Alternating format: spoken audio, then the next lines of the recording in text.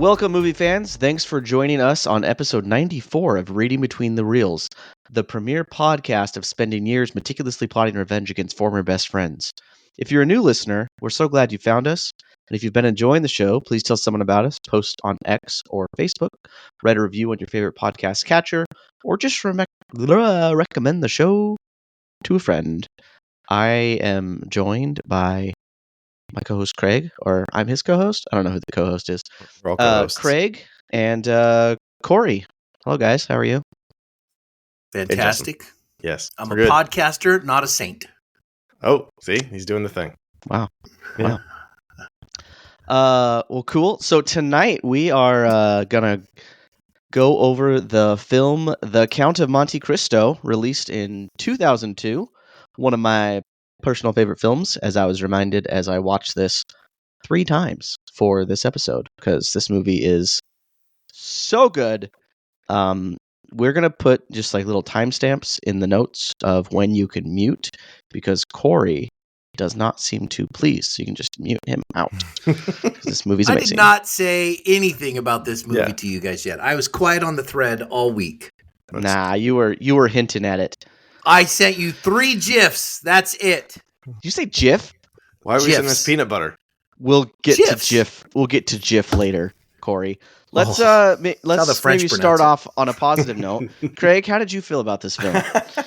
I love this movie. It's a just old-fashioned adventure film.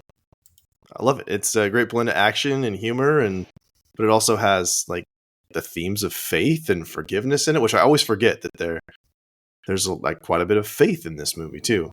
And that even though it is a story of revenge, ultimately he kind of comes full circle and learns to forgive those around him and himself as well. So I love this film. It's great. I haven't seen it in a while, and every time I watch it, I'm like, yes. And I love the fact that it's a period piece, so it will never feel dated. Yeah, that's a good point. Yeah. All right, Corey. Let's hear it. What's your thoughts on this bad boy? First off, I think you're all going to be surprised here. I didn't hate the movie. I absolutely loved the movie. Right? You led me to believe. I didn't say a word all week. I went with the notion. I put out there 3 GIFs, which you could take either way. You guys are saying it wrong. This is how the French in Alexandre Dumas' time said it. And I'm just telling you, all you had to do was follow that thread. I love this movie. I'm not kidding. I'm going to tell you, first off, you get the little bit of nostalgia with the Touchstone Pictures logo that pops back up. It automatically transports me back to the 90s. I love that. And the Spyglass Entertainment logo. Mm-hmm. But here's the thing. This story, I never watched it. I cannot believe I never watched it. It's an irresistible premise for a movie. This guy's wrongfully imprisoned. He comes up with a great connection in prison with Harry Potter, Albus Dumbledore, and who teaches him all the ways of the dark arts. And he ends up, I'm not kidding, wrongfully imprisoned, comes up with a revenge story, puts his revenge story, and the fact that this was written in the 1800s, based in the 1800s, sets, I think, an incredible movie that is all about adventure, filled with revenge. Absolutely love this movie. I'm putting this in my top 15 movies to watch. Wow. Because I'm not kidding. Nice. I've got it planned. I told Janice we're watching this movie next week. This is just a great one. So, swashbuckling fun. Mm-hmm. I don't know. Is that a way to say it? Yeah, totally. Here's the thing. You got a main character who learns in his trials, actually learns, and you see him grow and progress through the trials that he's going through. And it's got some great little witty lines in there that are a little different than the witty lines that you get today. I mean, the humor is a little different, but it hits really well. And there's a lot of payoffs. This whole movie is fantastic. Star power. It's got Henry Cavill. I love him anyway. Jim Caviezel. Love him. It's a little baby Henry Cavill. Oh, yeah, my gosh. He's baby tiny. Cavill. It's family friendly. Yeah, you can watch it with your whole family. And I mean, it's just an incredible movie. I cannot believe you guys have been holding out on this one for me. Corey. Okay, so the audience will know. I think Corey has been kind of we try not to talk about the movies too much before the podcast to save it for the podcast, but we do have a group chat, and Corey has kind of like been leading us along to make us think that he didn't like this movie without saying too much. And I'm now looking at it and seeing that he does have a fair amount of plausible deniability. Yes, But I was do. seriously concerned about like my opinion of Corey over here, because after the Blade Runner debacle and then this one, I was like, no, this is the line. I'm drawing the no, Corey. I'm going to make my stand. These you movies put this in your top 15. I would put this. I don't think I said this when we did our like top 10 favorite movies, but after watching it, I remembered like this is a top 5 movie for me. I love this movie so much. Yeah. So much. It gives me the feels. Just goosebumps all over, all the time. Well, you know what it is? I'm going to tell you, I think it's an execution of a story. I have no idea. I've never read the book. I think the execution of this story and the character they build and the whole arc they go through is a lot richer than the ones that you get in Hollywood that write today. I don't think they write as good of a character building story and some of the elements that they bring in here and execute it as well. I'm sure there's a ton they left out in the book because the book looks like it looks like the Deathly Hallows 1 and 2 put together. I mean, it's so thick. To quote my wife, it's a thick boy, she said. Thick boy. So, I mean, but to be able to do that, you got to cut things out. You got to shrink it down so it's a 2-hour movie. But they do it in such a great way that it's not cheesy. I do feel like the ending is very quick as to movies nowadays where it's a 30-minute climax. This is a lot less, but they do it incredible. They do it incredible. Justin, you should never have held out on this one. I should have voted for this instead of the one that I wanted. Oh. Yeah. Oh. That's right. This is Justin's pick, and our listeners decided. So nice job, listeners, because all 3 of us love this movie. Nice job, Justin. Yes, nice job, Justin. Yes. This was the dark horse, too, if we were kind of going thematically, but I'm very happy that this one won. All right, should we jump into it? What were you going to say about it? Give us a little. I mean, you gushed enough for all of us, but I'm sorry. It makes the whole movie is just it's so perfectly done. Like if I'm gonna find some critiques with it, but I'm like literally looking for them. The pacing was a little weird at times, like you said, Corey. The ending seemed a little bit rushed. Some of the camera angles or just like the cinematography in general, I don't think was particularly inspired, but it wasn't distracting. So I'd rather have uninspired than distracting. But oh my goodness, the characters in this are so masterfully played. Like Jim Caviezel and Guy Pearce, they nail it. And to see like the rise of like Edmond Dantes starts off as like this innocent, naive boy, basically. And throughout the film, you see him like learn and grow and change. And then you see Guy Pearce's character kind of take the opposite path. He like slowly ruins his life. And he's like just forever jealous of Edmund. And I love that, I guess, like dichotomy of those two characters and watching them battle it out. And I can't decide who does the better job in this film in terms of acting between Jim Caviezel and Guy Pearce, because they're both so masterfully done. And like Jim Caviezel, he's not in a lot of stuff nowadays, and it makes me sad because he's, as Edmond Dantes, like when he is plotting that revenge and he's like admitting how he can't let go of his hate, like he has the girl, he has the money, he has all that stuff, and he's like, he can't let go of his hate. Like you feel that hate. And when he's sad, like you feel that sadness. When he's in the prison and the priest asks him if he's named all the stones in his cell yet, and he just like breaks down and cries. Oh man, like you feel for that guy. And he's so like innocent and sincere when he first gets sent to prison, and he's like, I'm innocent, I didn't do anything. And then Christopher Adamson, Maurice, like the prison guard, is like, oh, I know. Oh my goodness, you feel all the emotions, like a full range of emotions in this film, and it's just so expertly done. When I was done watching this week, I started last week actually.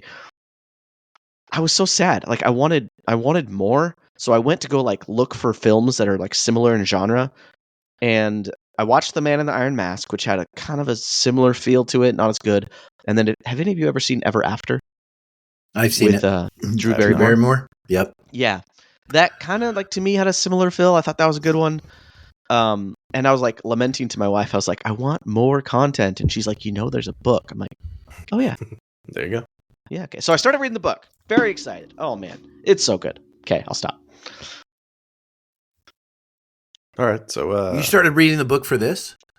Oh no, like literally like an hour ago I started reading the book. How many pages is it total? The book I saw online it looked like thicker than the Bible.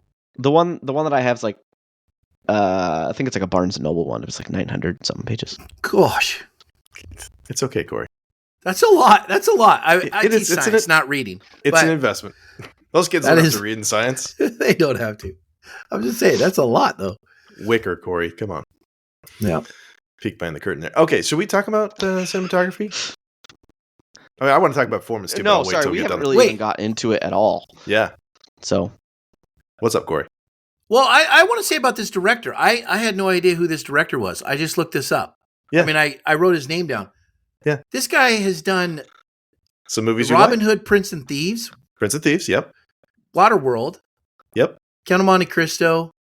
Hatfields and McCoys. He was a director. I love that series, by the way. I love that series too, Corey. He did 3 episodes. It is phenomenal, that series. I mean, this guy has just done some amazing stuff. How is this guy not? I love Waterworld and Prince of Thieves. Yeah. He loves Kevin Costner, apparently. A totally historically accurate accent. Yeah. Yeah. Yeah. Well, anyway, there's quite a list of talent for this man's direction. So there you go. I just wanted to throw that out there. Yeah, Kevin Reynolds. Yeah, absolutely. It's fun to see those connections always. Okay. So I'll jump into cinematography because I know, Justin, you said that you didn't think that there was a ton of good stuff. I thought, or interesting, not good, but just different stuff. I there was a few things that I really liked though that I want to point out. I really liked, for instance, the letter exchange scene between Edmund and Napoleon, where they set it up initially where you get to see Edmund's on the left and Napoleon's on the right, and they show the height difference, which is stark. And then they move to alternating shots of their faces at their equal height because they're basically peers or equals at that point, which I thought was interesting. And it kind of just it's kind of distracting when you see, like, you want to see Napoleon be short, but it's also distracting when they're having a conversation. You want to zoom in on like what's actually important is the words that they're saying. So they do that. And there's another kind of a similar thing. I just want to jump in here. Yeah. I'm going to defend my boy Napoleon. He was not below average in height for his time. Yeah, but the stereotype is that. Yeah, it's British propaganda though. British propaganda. They made it up. The other thing that I really liked that's similar to that is when they get back from Elba, Dantes and Danglars are side by side reporting to Morel, the ship owner, and Dantes is in the foreground, so he's much bigger. Like, he's the bigger man and the other guy's the smaller man. Like, they're literally showing you like who the better guy is. Like, the way that's set up, I think, is just really fascinating, that you're not showing them side by side as you would typically get that shot. It's literally like we're right on Caviezel's shoulder, and you can kind of just see the other guy just sitting over there, much smaller. So I thought those two things were pretty interesting. I'll stop now and I'll come back. But those are the first two things I thought were interesting, composition-wise. You were brilliant at pointing out, basically, I don't know whether it's the metaphor of what the shot shows. I mean, because I don't see that, but then when you tell me, and then I go, yep, I remember that shot, and it's true. It makes more sense. I kind of... Well, I mean, this is what literature teachers do, though. We're always looking for meaning. Even if it's not intentionally there, we're always, over-analyzing. No good analysis like an over-analysis. So I have 3 things that I thought for like kind of camera work composition that they did. I'll start with one here.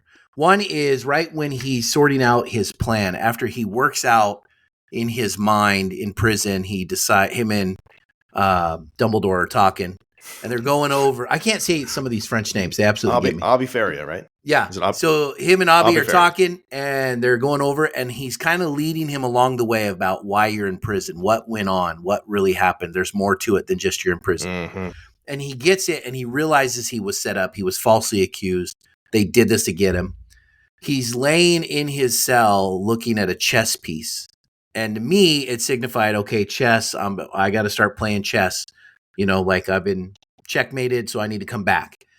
and the camera focuses on the chess piece as he's looking at it, and I felt like it was a foreshadowing that he's going to start playing chess back, and he's going to return for the next match. Oh. And so, and they made a real big point. He's literally just looking at it, and it's 10-second gaze looking at it, and then it focuses just on the chess piece. He turns it slightly. You see the cross, and then that's the king, and then he goes forward, and then it continues on. So I thought it was kind of an intentional shot to say, Oh yeah, I'm going to have to play chess.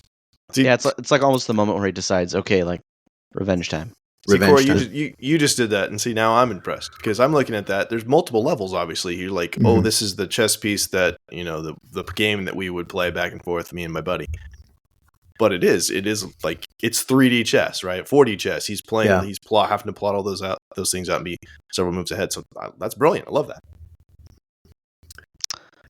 So I don't have anything as deep as you guys here, but I always like to kind of look at, I guess, what came out around the same time as a movie and like see in what context was the movie released. So released in 2002, which normally early 2000s movies I hate because it's like when CGI started becoming a thing and they didn't know what to do with it. So they're like, we're going to do everything. Anyway, that being said, there are some solid movies released in 2002, one of which was Bourne Identity, which is famous for its shaky cam, right? Mm-hmm. And I appreciated the restraint used in this film. I think I said this earlier, but it is not. None of the cinematography is distracting from the story. Like at no point are you like, oh yeah, there's like a guy behind that camera like filming this. Like it all felt pretty like natural, I suppose. Even the sword fights, which were very brief, like there weren't long drawn out sword fights at all. You didn't get a lot of movement in the camera. A couple of sweeping shots here and there, but that's about it. In the prison, like Chateau D'If, yeah. Lots of close-up shots, which kind of, as like a viewer, kind of just made you feel, I think, pretty claustrophobic, like you're in this cell for years at a time. But other than that, like I'm kind of glad that it wasn't a huge spectacle, I suppose. Yeah. Shots were intentional, I suppose. Yeah, was there shaky cam other than in the last sword fight? Because it stood out to me as something that was like, if there was, it wasn't a thing that was distracting. I guess that's my point. Is that when it was used there, it was like really super effective because it was really frantic. I mean, you have like Edmond Dantes on the ground trying to find something to fight back, and it's lots of very close shots, lots of quick editing, and then that handheld shaky cam is really immersive. So you feel the stress they're feeling. Well, to me, like I'm okay with shaky cam in a stressful situation like that. Like he's searching for his sword in the field, right? And it shakes in order to convey the stress. And like as an audience member, you feel stressed because it's hard to see what's going on. Where I don't like shaky cam is where it's just like the guy filming is like, I forgot my tripod, dudes. Sorry. I know this is a conversation, but I'm going to shake the camera everywhere. That's where it becomes a problem, I think. Yeah. Yes. No, I agreed. Yeah. Shaky cam. Something I wanted to point out color-wise that I caught this time. Did you guys notice how much that when he's the Count of Monte Cristo, he's wearing red? Like, yes, I did notice that. I just considered it was regal. Well, purple is typically regal. I think purple is more like royalty, though. Yeah, and he wears a little bit of that as well. He has like a purple cape. But that red, I'm like, that's blood, passion, and revenge, right? He's very much out there. This is who I am. But what I thought was really fascinating is that when Mercedes meets him in that first time in that persona at Albert's birthday party, she's in red, and she's the only one that's in that color. And so, like, it's a very natural pairing that's happening. But I thought, like, everybody else is pretty muted colors or darker colors, and she's in this red dress, and he's all in red, too. So I thought that was a really fascinating choice. But yeah, the first time he comes walking out, and he's like, greetings or whatever, it's like, oh, dude, he's all in red. Yeah. That's cool. So, Corey, the first time I saw this movie was probably 2002. So I I don't remember my thought process. When you first saw that Mercedes was with Guy Pearce's character, Ferdinand? Mondego. Yeah. Yeah, Ferdinand Mondego. What did you think? Did you think, oh, that backstabbing lady, or did you think maybe something else was up? Like, what was your thought? Where they were sitting on the beach or whatever, and he says, "Make love to me." No. When Edmund first gets back and sees that that they're together, that Mercedes is with Mondego. In my mind, I thought it was just natural that, yeah, of course she married him, or I knew he wanted her anyway. I mean, I kind of worked that out. Mm-hmm. But because she was so flirty with him on the beach when they were laying there together, and he was like, "Make love to me," and I was like, "Wait a minute, you're Cavill's girl over here." And I thought, man, they're pretty cozy up there. Cavill's, Caviezel's girl. And so I thought they're awfully flirty. Like maybe there's something going on, but see, I don't know if I picked it up as flirty. To me, it seemed like he's a higher station, so he can kind of say what he wants to her, and she shut it down. But I don't feel like she egged it on anymore. But since he's that higher station, she couldn't necessarily outright reject him. Yeah, she definitely gets her digs on him later in the movie when she flat out just says to him some mean things. So yeah, you did please me sometimes. Yeah. You never pleased me. Yeah, that was that hurt. Double entendre. One of the shots that I'm going to say that I absolutely love. There are two shots in this scene. Is when Ferdinand is looking at the scenery to get away. They show that twice. Like he stops the horse. He's looking down the road. All he has to do is ride out of here and he lives. All he has to do is ride away and he's fine. He gets away. It's the mercy from Caviezel where he said, "No mercy, just my mercy. Go ahead, go." And we'll end it here. He's willing to give up his revenge for this. And so he stops the horse. He looks at the scene and it's serene and it's peaceful and the path just goes all the way out. Shows back to him. You could tell he's thinking, and then it goes back to that scene again.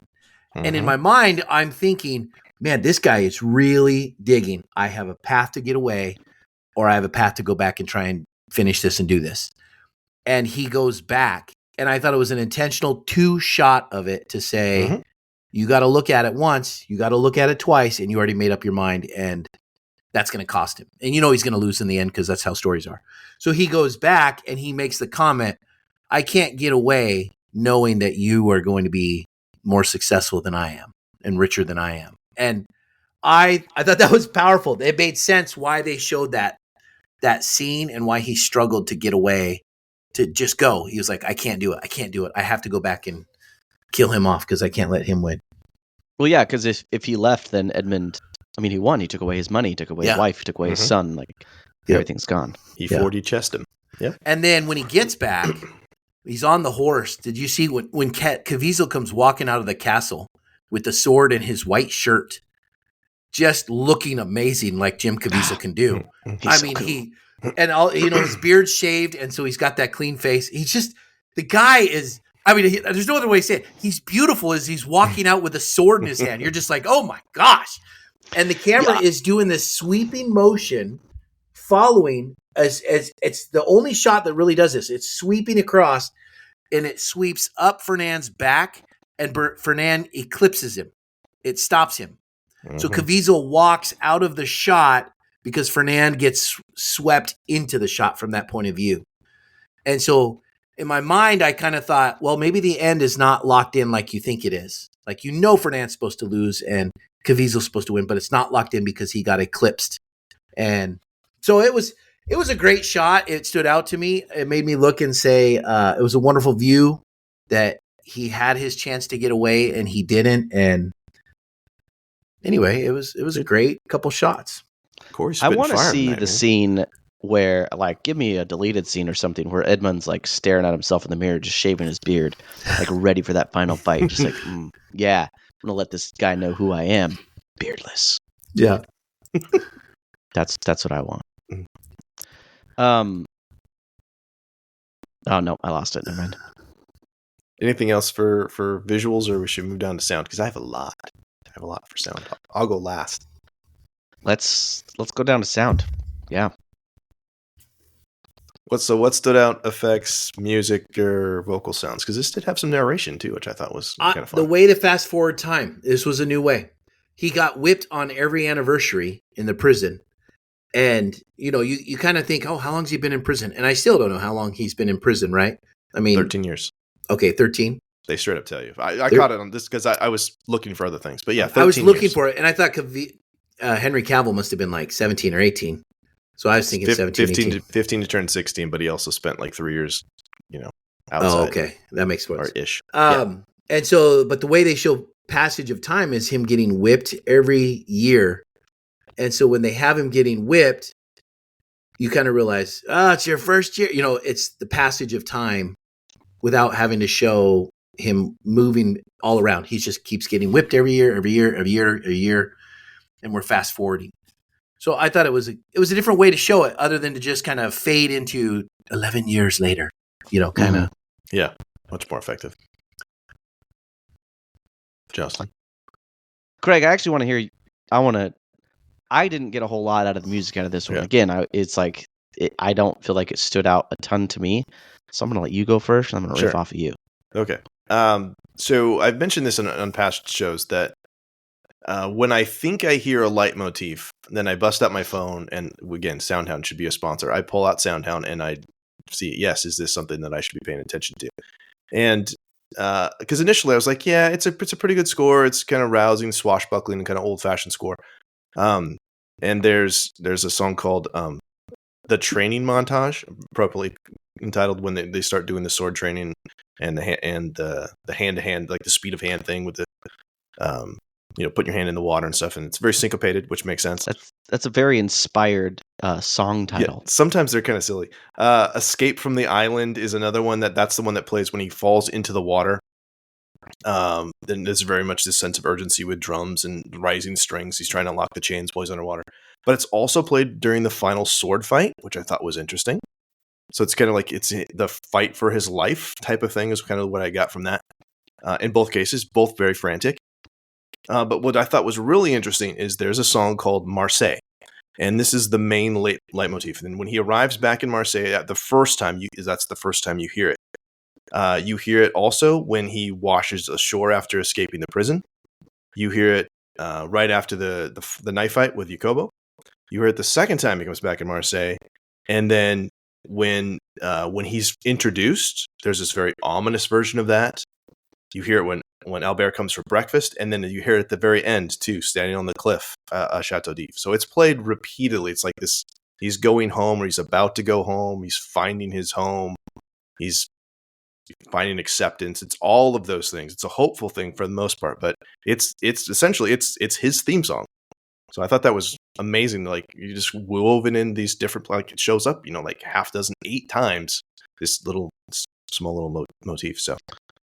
Well, and the nice thing about all those too is, like you said at the beginning, I mean, it's a period piece as much as it can be. So there's not any like electric guitars or synthesizers, anything like that. Like, everything feels very period appropriate. You got drums and strings and things like that. So it's not distracting in the least bit. It doesn't remind you it's a movie. It reminds you it's a story. So my last thing that would be like the narration that I kind of alluded to earlier. Sometimes narration can be overused. They can just straight up explain to you instead of showing you. But I really liked, like, Abbe Feria, he narrates the daily routine to tell them the plan for getting out. And then you have since he's figuring things out, Dantes is figuring things out, you have a couple of past conversations being replayed kind of with an echo vibe as you get to see the visuals of that too, like conversation they had with Villefort at the beginning, or before he lets him go, or think he's going to let him go. And then they have at the end too, where you have Dantes and Jacobo narrate how they're going to take down Count Mondego by showing him like he's going to, could lose all his money this way. They're going to call in his debts and those things. So kind of let us in, because we're not as smart as he is. This is a very smart movie too, which I really, really appreciate. So there are little twists. We can be surprised by it, but we're looking at Dantes like, yeah, this guy worked really hard, as you alluded to also, Corey. Like, he's trained his mind and his body, and he's this alpha male that we can't possibly keep up with it. We need a little help. There's definitely a whole hero's journey through what he goes through in the prison, and that's pretty powerful. It's not small. It's a whole character building of him. Like he transforms so much that it's not surprising to me that nobody recognizes him. Because if you look at Edmond Dantes from the beginning, he's like quiet and naive, and he kind of has like his shoulders in, and he's to himself. He looks down a lot. It's almost as stark as the Christopher Reeve like Superman Clark Kent transformation. Mm-hmm. That's the one part of the movie I struggled with. How did they not recognize him? He looks completely different. Well, even Mercedes had difficulty recognizing him until he started like doing the hair twirly thing, which is an important because even she was like kind of unsure about things. But between like pre-prison Edmund and then prison Edmund and then Count Monte Cristo, I guess you could say, like that's three very distinct like feels you get from him. Money makes people look good. I don't know. That's what you tell, I guess. If you got money, you look different. It's just because he was very wealthy. And boy, do they love wealthy people. Oh, you know what bugged me, though? Was in the prison, his teeth were all rotted out, right? Yeah. And then once he becomes the Count, 3 years later, his teeth are perfect. He's got 3 years to go to the dentist, Justin. It's fine. 3 years to go to the dentist in the early 1800s? Nah, I'm not going to buy it. That's where he spent most of his time. Nah. At the dentist. I just don't think they had it in him. I did say, I totally agree with you, Craig. There's a swashbuckling music that fits real well, especially on the ship scenes and a couple of the sword fights. The one part that the sound that stood out to me was there was a big echo when Edmund and Fernand battle for the first time and are talking early on in the movie. There's such an echo in the hall that they're walking through. You could tell they're not filming this on a stage. They're filming this on a scene in location somewhere. And it just changes the acoustics of whoever's the guy holding the microphone, trying to get in on the scene, but he can't get that far because they're kind of back in the wall. It was really interesting, and I thought, oh my gosh, there's a tingy sound in there. And either it was my connection or it was an echo with the sound, because it just sounds different in a castle than it does. Well, and it kind of lends itself too as they're walking through his huge, rich home filled with leather-bound books and rich mahogany. It echoes, like it lends itself to the emptiness of that guy's life. He has all these things, but his entire home is colorless and lifeless. Yes. There's several servants in there, and they all just emotionless. There's nothing. You can see that represented in him. He's just so unhappy his entire life, even though he has everything. Mm-hmm. So we've been talking about performance pretty much from the beginning because they're impeccable. They're fantastic. I love the Christopher Reeve comparison. I think that's pretty great. I love Jim Caviezel. If you haven't seen The Sound of Freedom, it's really, really good. And obviously Frequency is another one I would throw out there. And he's a dang good Jesus. So I'll put my 2 cents in for Passion of the Christ as well. I think he's an underrated actor. I really like him and everything I've seen. He's a great villain, by the way. He was fantastic in the one with Denzel Washington where he time travels. That was a great movie. It's been a long time. He played a bad guy in there, and he was really good. Wait, 2006. What movie is that? I can't remember what that is. Kilmer's not in that too. Nick of Time, but it's Nick of Time. No, that's with the Pirates of the Caribbean guy. That's Johnny Depp and happens in real time. I'll find it anyway. Yeah, you Google It's come on, Deja Vu. Deja Vu. Deja Vu. I knew I was going to get it. I had it. Deja Vu. There you go. Lines of dialogue that I think this is a very quotable movie. Oh gosh, yes. Newcomer. Do you have something that stood out to you? I right. kind of hijacked the show, Justin. No, you do. I got to find a quote that, I always do, that has to have some meaning behind it that I can look and say, this means something, and this is a take to heart moment. I love good quotes. I love funny stuff. I love witty stuff. But this one right here, because you're the son of a clerk and I'm not supposed to want to be you. And I thought, oh my gosh, that's so powerful. Dumas wrote this in 1845 to have that kind of wisdom that, in old times and even now, everything is a class system, and everything is about, especially France back then, everything was about class and levels and people. And for him to just say, you're the son of a clerk, and instead I wish I was you because of what you are and what you have. And Guy Pearce's delivery of that line too is he's so good. Oh, I love Guy Pearce too. Gosh dang it! Yeah, you see why I like this movie now? Yeah, dude. See, I don't like Guy Pearce. I am not a guy like he makes me feel weird in every movie. But he's this good is like Time Machine. He does a good job making you feel weird and uncomfortable. Memento. And L.A. Confidential. Come on. Never saw any of them. Saw Time Machine. That was it. You saw Iron Man 3, I'm assuming. Oh yeah, I didn't yeah. I mean, that's not a great movie. Okay, Justin, why don't you throw out a line? Okay. Okay, so I'm gonna start with a serious one too.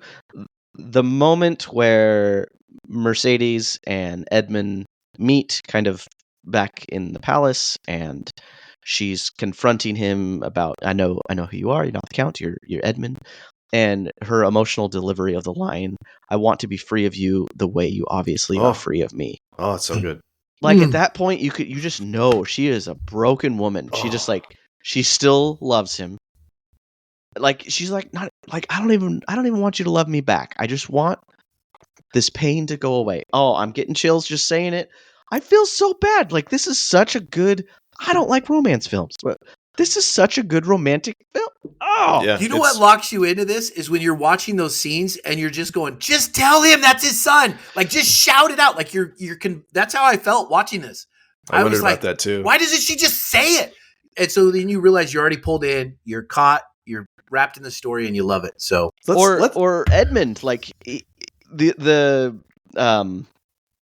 his servant, I forget Jacobo. his name. Jacobo. Yeah, makes a good point. Like you have everything, just go, leave. Yeah. So let's pause for half of a second. Why do you think she didn't tell him that Albert was their son? I know, but I don't want to. I do want to know that. I don't know why. I think I'm probably stealing this from another movie.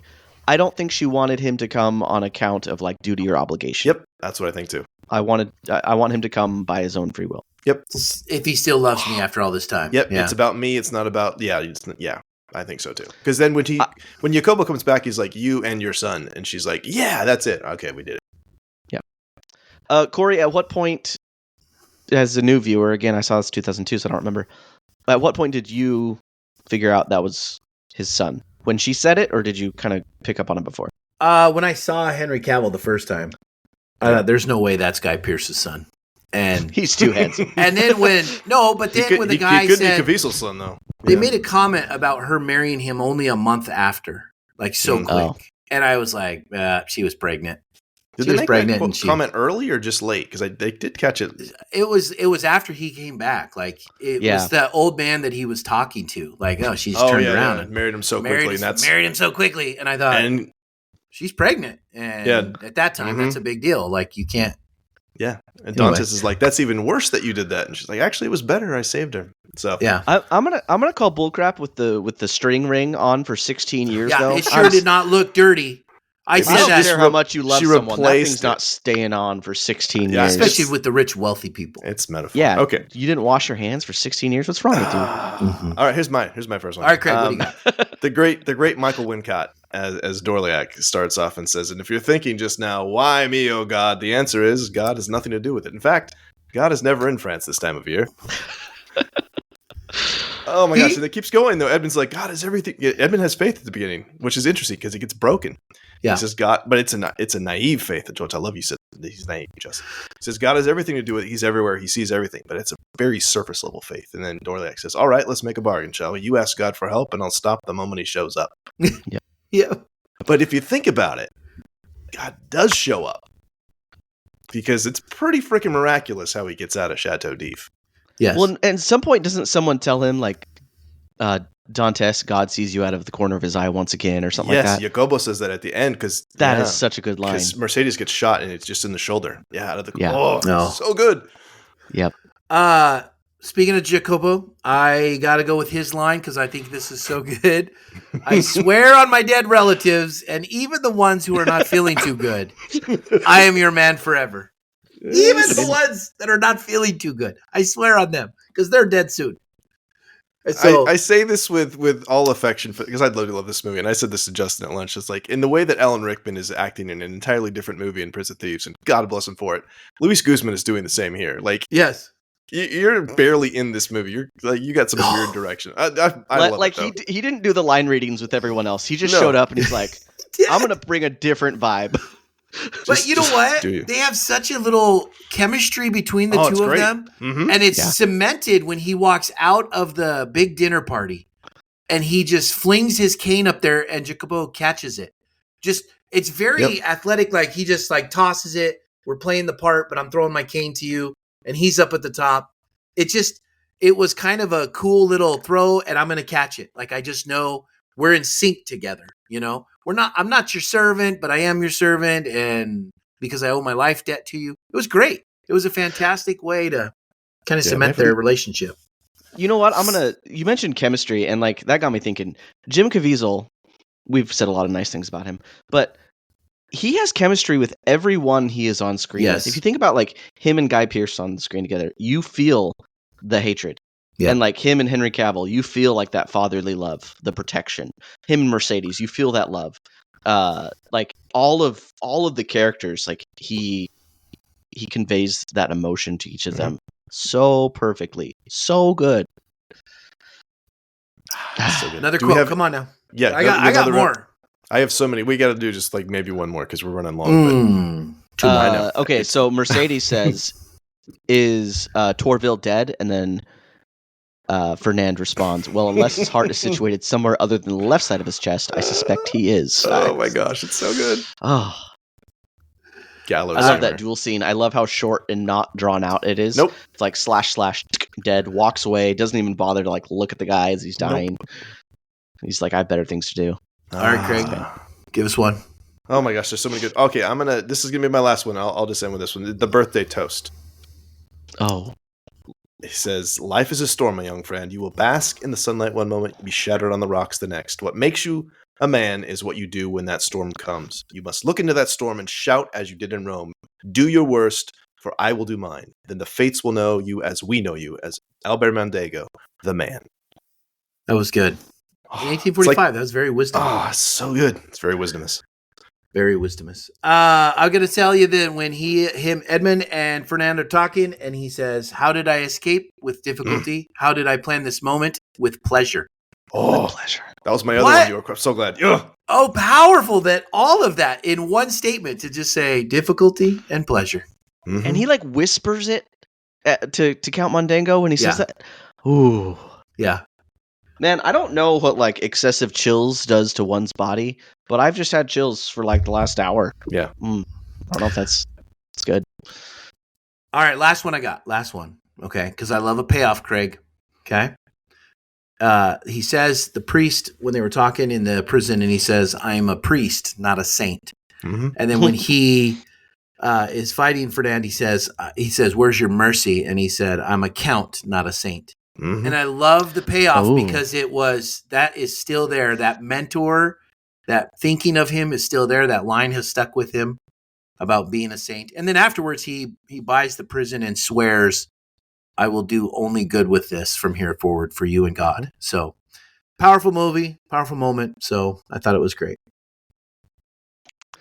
All right, I got one more. The priest, when he pops into Dantes's or Edmund's cell, and he just like pokes his head up, and like Dantes is completely terrified. He's like, "Forgive my intrusion. I was under the impression I was digging toward the outer wall." Like he just wasted years of his life, and he's like, "Oh darn it, I'm in another my cell." bad." I'm scanning. Yeah, go ahead, Corey. Is his name's Dante's? Is that a hint to Dante's Inferno? Is that? I mean, that's. He does kind of go through hell, so I'll be interested to know what the origin of that is. 3 circles within the city of Dis for Dante's. This because I looked this up because I thought of this Dante's Inferno. I didn't realize his name was I heard Dante's, but I didn't realize it was spelled Dante's. Yeah, and because in the prison, the guy says, "You forced me to walk a fine line, Dante's," and I thought Dante's Inferno, right? When you walk a fine line. 3 of the circles within Dante's city of Dis is violence, simple fraud, and a treacherous friend. All 3 fit this movie perfectly. And so it's kind of like a circle of hell that he had to go through. And I thought it was very fitting. Maybe Dumas did that on purpose or not, but I doubt it's an accident. I did a quick Google search, and some people have theorized that yes. There's a fan theory. There's a fan theory. A book fan there's theory. There's a fan theory. And see, the most commoners aren't well versed in this type of literature like I am. That's a nice pull, Corey. Yeah. So I'm just seeing if we have anything else we haven't talked about for performance. We've talked about you have to mention they had been twisting his hair because that's a big, big clue to his true identity. We see that pretty easily. Again, pay off with that, so that we're able to pull on that. I did feel like with the hair twisting on my second watch, I think I started noticing. Well, obviously that's a big plot point. He doesn't do it very naturally. Like he seems like Caviezel. I don't know. He just looked weird doing that. Did anyone else pick up on that? I thought he did it on purpose. Have that.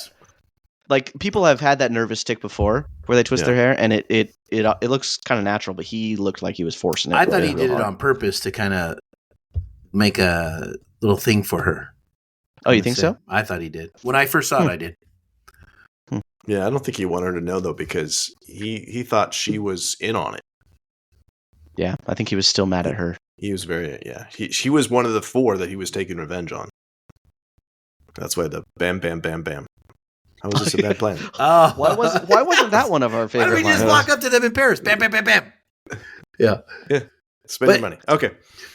We talked about, I think we covered just about everything else. It's very period appropriate. Everything is, it's all the costuming and the beard. And we talked about that. It really ages him. I thought they also had some kind of gray in his hair, which I thought was interesting. Locations. I'm going to go ahead and move us down there. Most of it took place on Malta. So filmed on location, you guys mentioned this too. Like that's why it sounds the way it does, right? It's like in castles. A lot of it filmed in Ireland as well. Powers Court Estate is Dante's estate that he buys, and the climactic thing is outside Slane. So that's interesting. Is that the scene? Like I saw a brief thing that said Alexandre Dumas visited this island, and that's what gave him the motivation for writing this book. Not this movie, because it wasn't there then. Yeah. But he wrote the book based on this scene of this place he had been to. I wouldn't doubt it. So. Yeah. Set decoration. One thing that I noticed I thought was kind of interesting. You talked about, Justin, you talked already about, was it Mondego's house? The way that was kind of set up? Mm-hmm. It was just empty.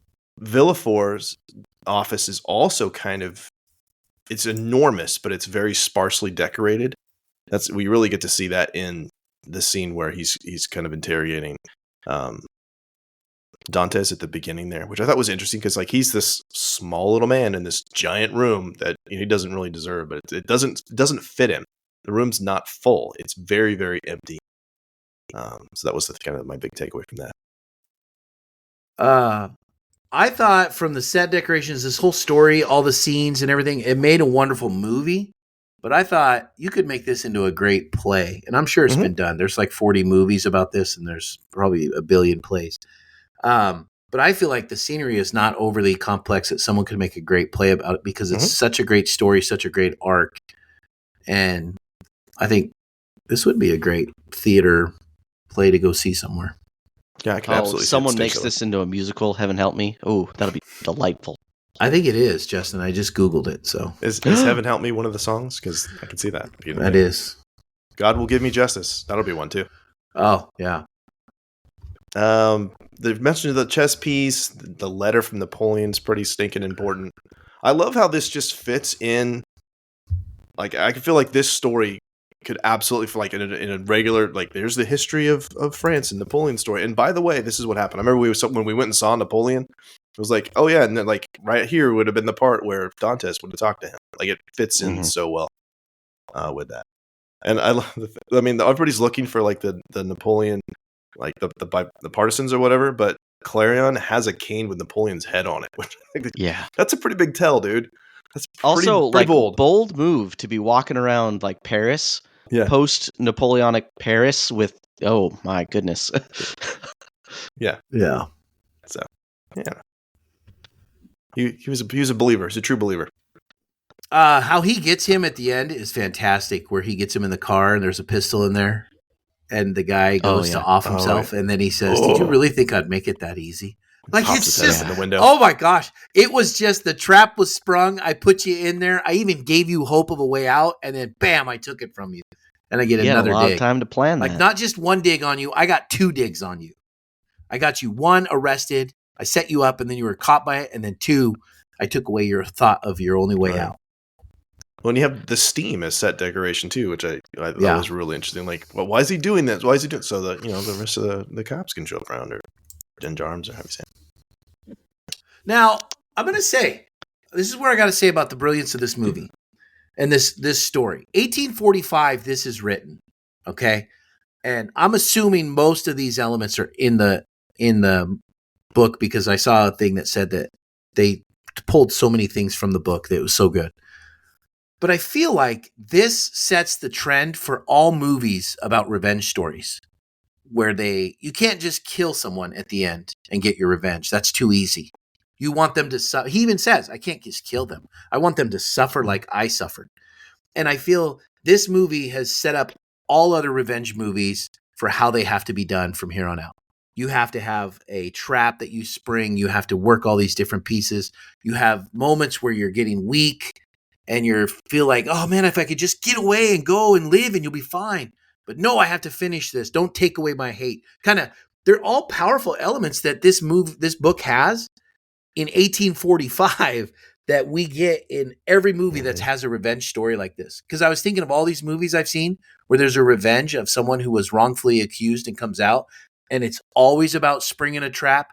It's always about making someone confess what their sins were, and then they didn't know they were being recorded, or they didn't know that someone was behind them listening, and they confess all their sins, and then you're like, got them. There's one. And then you go on. It's that kind of all the elements, exactly what you have in movies today. Yeah. It's a timeless story. It's so well constructed.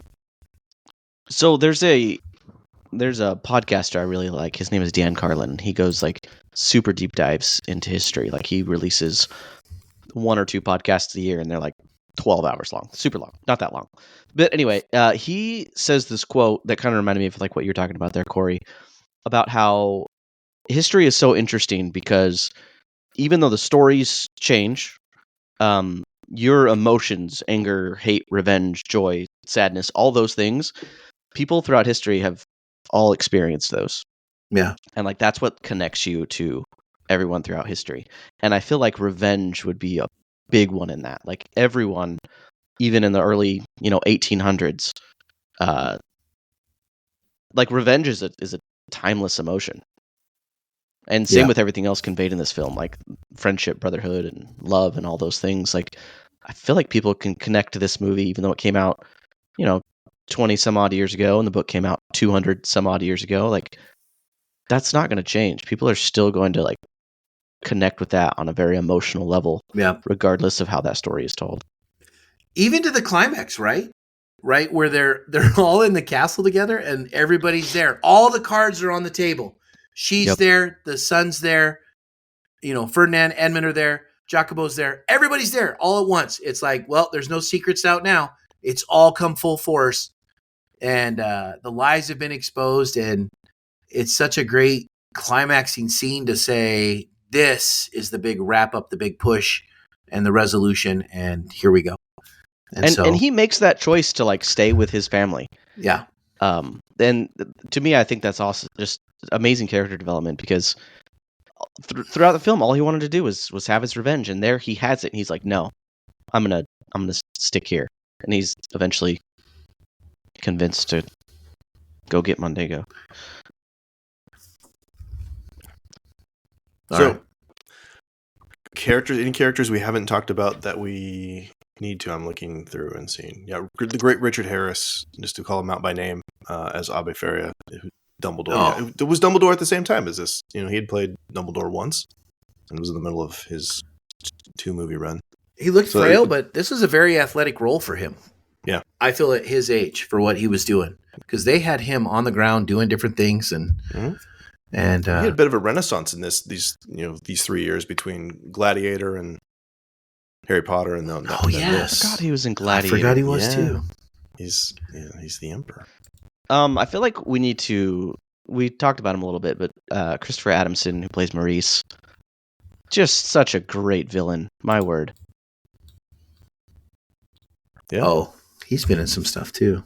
Yeah, he's in Prince of Thieves, which is the same director, like we mentioned at the top. Yeah. But man, he has such a raspy, villainous voice.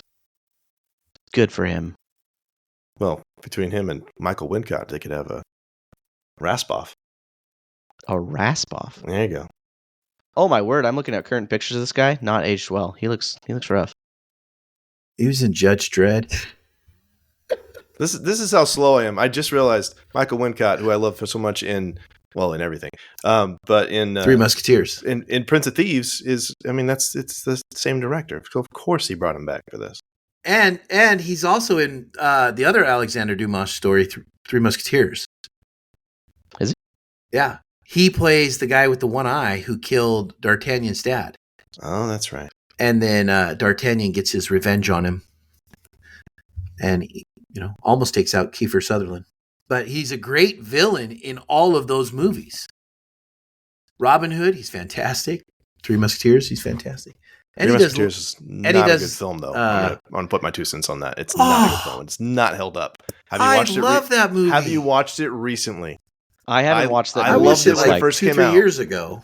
I loved it again. It's not good. D'Artagnan, we're saving the king. I yell that to my children all the time when I'm telling them to hurry up.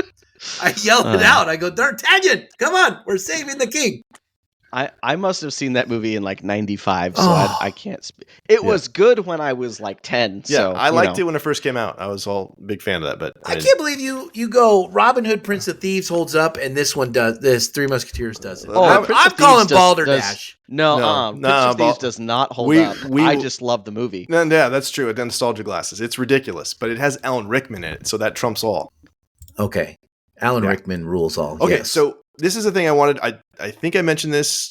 I don't think I mentioned it on the show, but I mentioned it to Justin, is that what I thought was really interesting, again, Kevin Reynolds, same director as Prince of Thieves in this, is that one of the big gripes about Prince of Thieves is that Kevin Costner's English accent is atrocious when it shows up. It's inconsistent at best.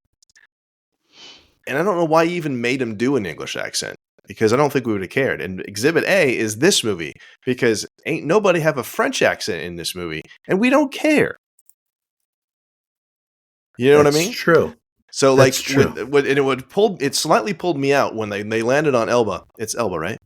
Yeah. Okay. When they get out there and are like, we're French soldiers, or we're, and like the English are coming, and like they all talk the same. Like, there's no English accents. But you don't care in the story. No, exactly. So that's my point. Is like, rather than like try and round peg into square hole thing, like Costner can't do an English accent. Maybe he can do it now. He couldn't do it then. We wouldn't have cared if he just sounded American. We would not have cared. Just like we didn't care here. But when you do it and you do it poorly, okay, then it stands out like a sore thumb. So that was one thing about this movie that I appreciate. Like, it's not authentic French accents, or not speaking in French with subtitles or whatever. It's perfect the way it is. Does anybody not French ever speak? Like, do any of those British soldiers ever? They do speak when they're talking about his captain, and like they're like stabbing the captain to see if he's actually that whole thing. So I was gonna say, maybe it's just they're all speaking British accents, and we can assume it's French based on, I don't know, some translation machine. I don't know. Started that sentence without knowing where it was going. It was a fun ride. All right. Anything else there? No. Okay, we talked about Hero's Journey a lot. Yeah, I think the more I think about it, the more it fits. He's obviously a reluctant hero, and he has the mentor who dies and passes on the knowledge as kind of the supernatural aid thing. But you also have this complete apotheosis. He dies when he goes to Chateau d'If. Like, that version of Edmond Dantes dies and is then reborn. He even says that. He said, well, like you said, that man you speak of as dead, or and in a lot of ways he is. Yeah. So just brilliant example of that. And Justin, I'm kind of jealous that you're reading that book. So like, if you like it, I'm like, let me know because I will dive into. I'm I not should afraid be of to no page 900 2 bench. tomorrow. I'll let you know. We talked about world building. This absolutely, we've talked about it a lot. I think it does a lot of world building. It fits well. It blends right into the 1800s France, right? It doesn't feel. It feels like it's very natural. I mentioned this before. Like it fits like it's part of that historical period. It feels very authentic there. I love historical fictions. I love just like here's some history. We're gonna take a side note and just pretend like this happened during this time period. It's my favorite. Are we ignoring that there's a belief there? There's a theory that it's based off this Pierre Picard, who was a shoemaker falsely accused of treason, who, once released from prison, embarked on a course of vengeance that spun wildly out of hand. Like that's we're not ignoring it. We just didn't know. Oh well, there you go. That's what. You're doing some Googling over there, Corey? Yeah, I did. Is that what's happening? It's just a story. Sounds like you made that up. Didn't sound like I made that up right off the top of my head. Yeah, or recited it. I remember this one time. Yeah. All right. Final thoughts. Yeah. Final thoughts on this film. Listen, after this podcast, I'm pretty sure I'm going to go watch this movie again. I love it so. Like, I don't know what else to say. I gushed over Blade Runner last time, or 2 times ago, I suppose. But this movie's better than Blade Runner. I love it. I love it so much. Yep. That's big words for you, and Justin. I forgot. And I'm sad that I forgot how good it is. It's just, it's got everything. You get a whole range of emotion, and it's just so well done. And the 2 main actors in here just nail every single scene they're in, and they convey all of those emotions into the audience so perfectly well. It's beautiful. Yeah, great film. Corey. I cannot believe I never watched it. I can't believe I just thought, I wasn't into this type of movie. I was convinced it was not going to be that great. And as I watched it, I realized this is a fantastic story. And for me to think back to some of the wisdom in it, because there's a lot of wise lines that come from this 1845 story that apply to us today in modern stories.